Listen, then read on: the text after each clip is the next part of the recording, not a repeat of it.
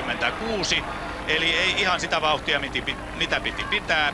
5 sekuntia tuosta aikataulusta oltiin jäljessä. Siinä on Japanin Tairi Yuichi, tai Yuichi Tairi heti kannoilla, ja Risto Ulmalan mielestä tuo olisi ollut hyvää 13.56. Ulmalan ennätyshän on 27.53. Tällä vauhdilla siihen suurin piirtein päästäisiin. Ulmala, Taichi ja sitten Antonio Serrano, Espanja. Numero 3 on Vincenzo Modica, Italia. Siellä numero 12 vilahti Carlos Adan, Espanja. Ja tässä tämä kärkiryhmä on tällä hetkellä menossa. Ja nyt meillä on haastateltavana myös Antti Haapakoski, joka teki uuden ennätyksensä tasan 13.50, vaikka jäi 4.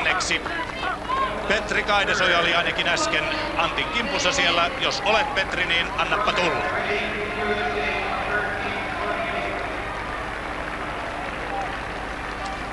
Eipä taida olla, katsotaan samalla Chris Hunterin kuulan työntö. Olisiko tämä Cottrell G. Hunter sittenkin mies, joka on työntänyt pitkälle, niin kuin näyttää työntävän nytkin pitkälle. Yli 20 metriä, ja sehän on aina pitkä työntö, tuo reilu 20. Siltä näyttää, että mies saa ihan kelpo lennon tuolle kuulalle. Valkoinen lippu siellä iloisesti liehahtelee niin kuin hyvään tapaan kuuluu, ja ykköseksi menee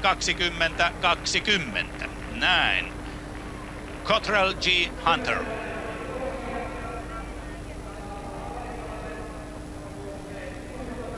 Sinne vain pamahti kuula. Ja nyt on vetovuorossa 10 000 metrillä Yuichi Tairi, joka voitti Lapinlahdella 3000 metriä. Innokkaastihan vetojuudan töihin on latautunut Antonio Serrano siinä Ulmalan takana 3. Joten kun Carlos Adan on seuraavana, niin mennään tuttuun tahtiin. Ei mitään uutta eikä ihmeellistä tässä vaiheessa. Ja nyt taitaa Pekka Kaidesojalla olla Antti Haapakoski,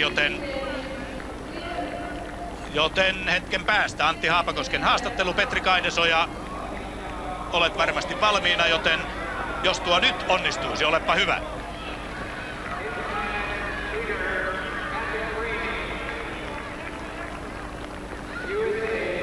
Kyllä. No niin, täällä Antti on saatu paikalle, ja Antti, onneksi olkoon uusi ennätys 13.50. Kiitoksia. Olet jatkuvasti parantanut tämän kesän aikana. Joko alkaa lähentyä ne rajat, mihin Antti Haapakoski tänä kesänä pääsee? Paljonko on vielä parannettavaa? No kyllähän tuossa parannettavaa, että tämänkin juoksun perusteella niin voisi hyvin kuvitella, että siitä nyt ehjällä juoksulla 10 ainakin lähtee, ja hyvässä lykyssä ehkä jopa pikkasen enäämpikin, mutta niin ei ole ehkä ihan vielä tulosten aika, että ne on sitten siellä elokuun alkupuolella. Näin varmasti kannattaa niitä säästellä, mutta miten ylös tuolla tuloksella sitten jo yltää EM-kisoissa? No 13.50 se rupeaa olemaan nippanappa semmoista finaalikamaa. Ja miten tästä nyt sitten viimeistellään? No tässä nyt on tämän kesäkuun loppupuolen tai heinäkuun alkupuolen aikana pari kisaa, ja sitten vielä sen jälkeen ruvetaan pikkasen reenailemaan ja koitetaan vielä vähän parantaa suoritusta, ja sitten muutama kisa siinä ennen Euroopan mestaruuskisoja, ja sitten onkin aika räväyttää. Ja onnea vaan ja menestystä sitten siihen räväyttämiseen. No, kiitoksia.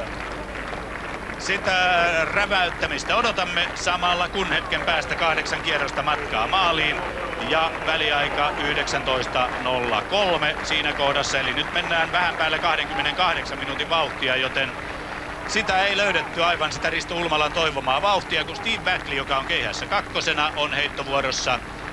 Ja näin lähtee tuttuun tapaan Backleyn keihäs ja kaartaa aika kauas 81,5 metrin tienoille, ehkä 81 ja 30, ei paranna, mutta hyvä heitto tämäkin. Ja pituuspaikalla on Ringa Ropo. Eli Ringa on tässä vaiheessa 3. hypännyt 6.34.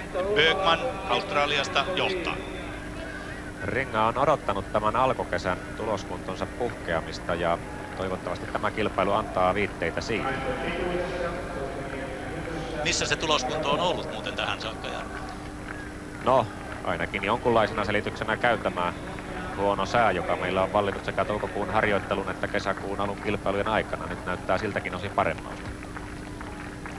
Toivotaan, että tuo oikea into ja ennen kaikkea oikea teho löytyy harjoitukseen. Näin Ringa pinkaisee täyteen vauhtiin. Ja aika kaukaa ponnistaa, eikä tällä kyllä kovin hirveitä rakennetta. Mikä siinä oli vikana? Selvästi alle 6,5 metrin. Kyllä tuo jalka jarruttaa tuossa lankulla liian paljon.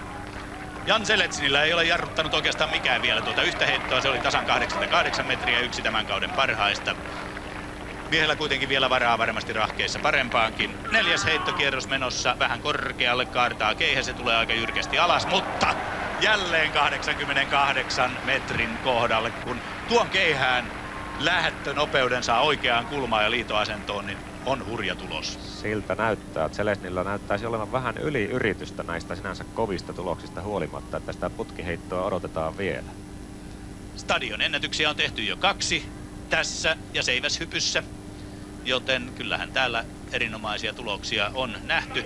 Mutta 10 tonnilla ei sen sijaan ihan näytä yhtä hyvältä, kun 6 kierrosta on matkaa maaliin, 21-20 silloin käytetty ja edelleen ollaan tuossa 28 minuutin pinnassa, hieman alle sen juostaan. 88.04 Seletsnin äskeinen heitto ja johtoasema sen kuin vain vankistuu. On siinä heittomies. Se nyt on tosin tiedetty jo vaikka kuinka kauan, että yllätys se ei ole, mutta miten on sitten tämä mies? Nyt vasta 6. 78-88. Ne 85 metrin harjoitusheitot eivät kertoneet sitten ihan kaikkea, ellei Seppo nyt sitten intoon 4. ja saa keihästä kunnon lentoasella. Nyt on vähän paremman näköinen tuo lento, mutta jotain vikaa tuossa on teknisesti. Joo, kyllä Sepon heitot ovat onnettomampia kuin mihin on totuttu, mutta se tietysti, että mies täällä terveenä heittelee, on sinänsä ihan kohtuullinen lähtökohta ja antaa toiveita hyvästä iskukyvystä kuukauden päästä.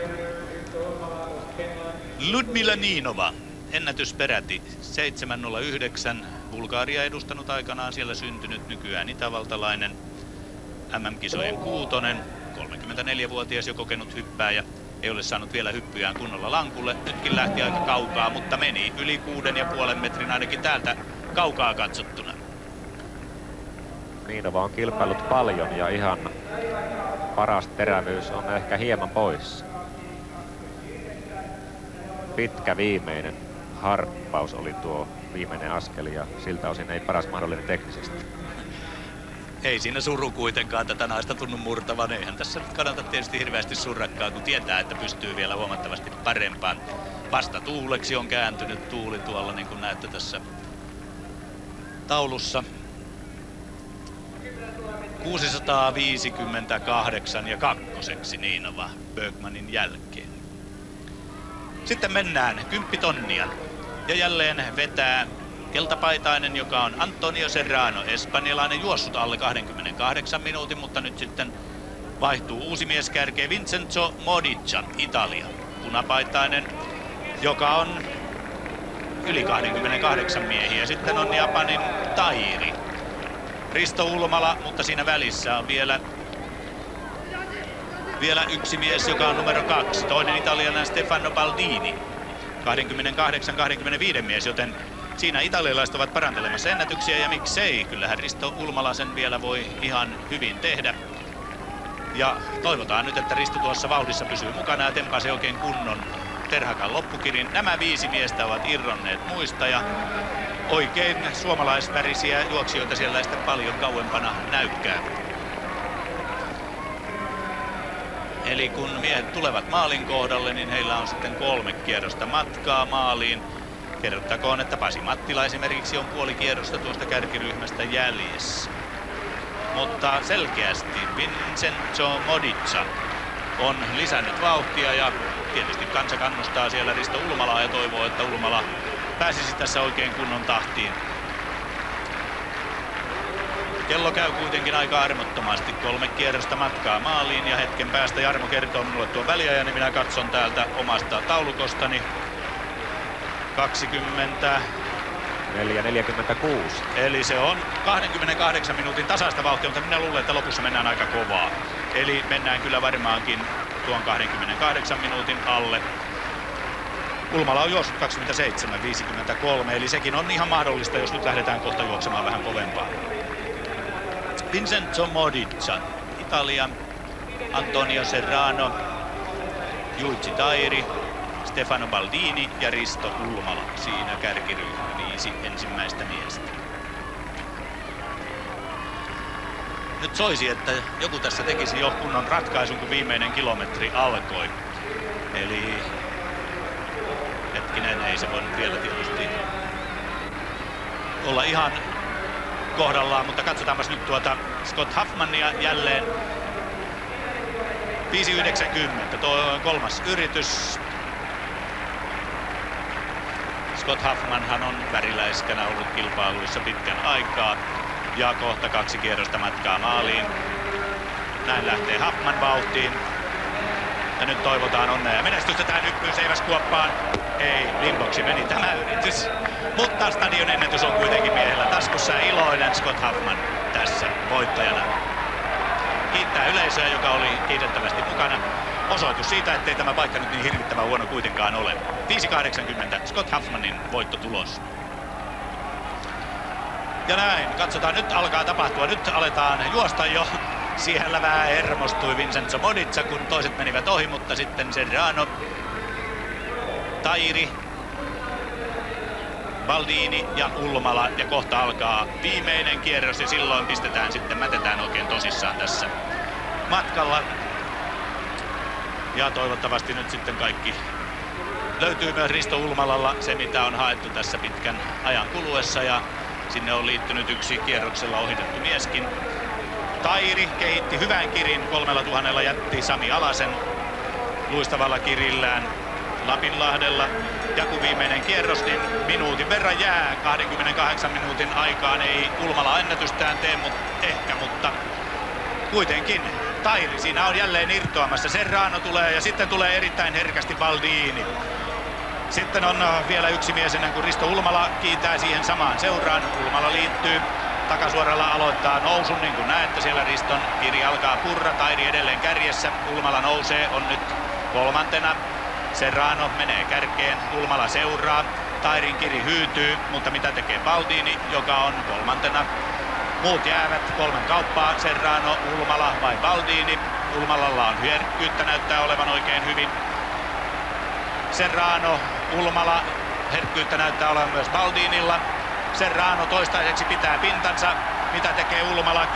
Kiristää, mutta pääseekö Serrano rinnalle? Pääsee rinnalle, mutta ei pääseekö ohi? Ja Serrano, Ulmala, Baldini, siinä 3 ensimmäistä, 27, 56, 99 voittoaika. Ja kyllä ainakin minun kohdastani näytti, että hivenen oli Serrano Ulmalaa edellä.